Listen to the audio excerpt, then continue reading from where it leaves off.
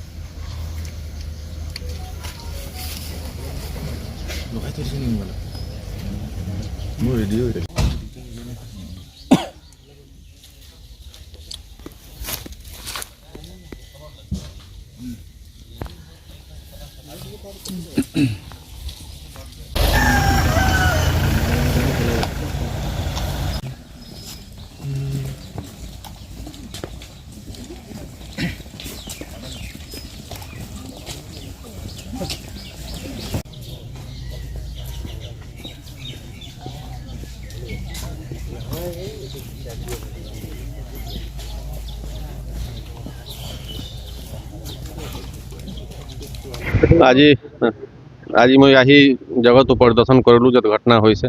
ঘটনাটো বহুত বেয়া হৈছে।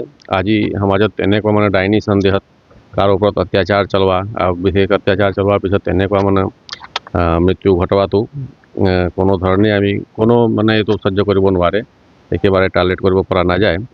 তো যথেষ্টখিনি এভিডেন্স কালেকশ্যন কৰি দুদিনমান আমি যিমান প্ৰমাণ পালোঁ সেইমতে আজি আমি গ্ৰেপ্তাৰী কৰিছোঁ।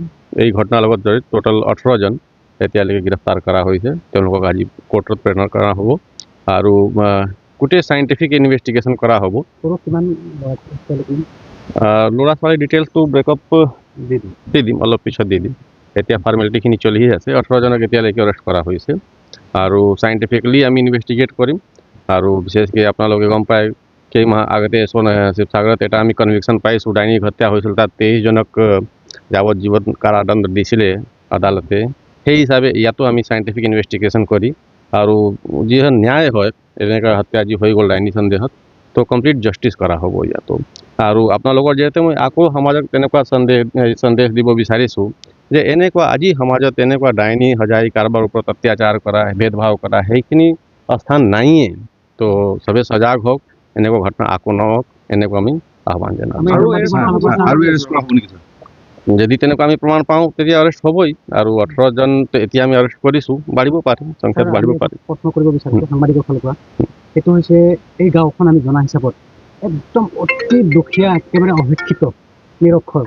সেইকাৰণে তেওঁলোকে এই বস্তুটো ডাইনী যে আইন আছে এই কথাটো তেওঁলোকে গম নাপায়, যাৰ কাৰণে মিডিয়াৰ আগত চবেই মাৰিছোঁ বুলি কৈ লৈছে। কিন্তু আমি আমাৰ সাংবাদিকৰ পৰা আমি ক'ব বিচাৰোঁ যে অসম চৰকাৰ, মুখ্যমন্ত্ৰী বা আপোনালোকৰ প্ৰশাসনৰ ফালৰ পৰা ইয়াত এৱাৰনেছ কেম্পটো অসমত, ইয়াত বুলি নহয় গোটেই অসমত মানে এৱাৰনেছটো হ'ব লাগে। আপুনি কি ক'ব, বা অসম চৰকাৰক জনালে আপুনি কি ক'ব?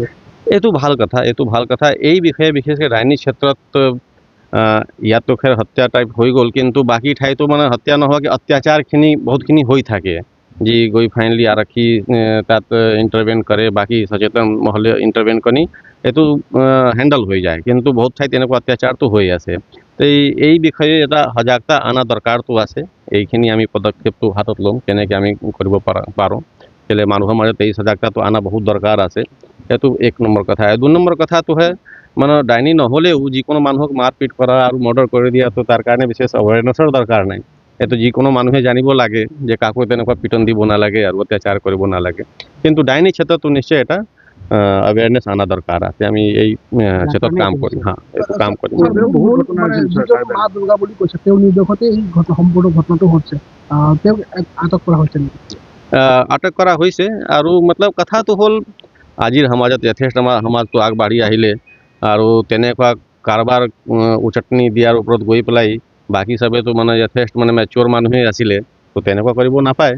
তো এইকাৰণে এজনীৰ ওপৰত দোষ দিব পৰা নাযায়। গোটেই যিমান মানুহে জড়িত হৈ আছে চবৰ নিজৰ বিবেকটো তেওঁলোকে অলপ প্ৰয়োগ কৰিব লাগিছিল।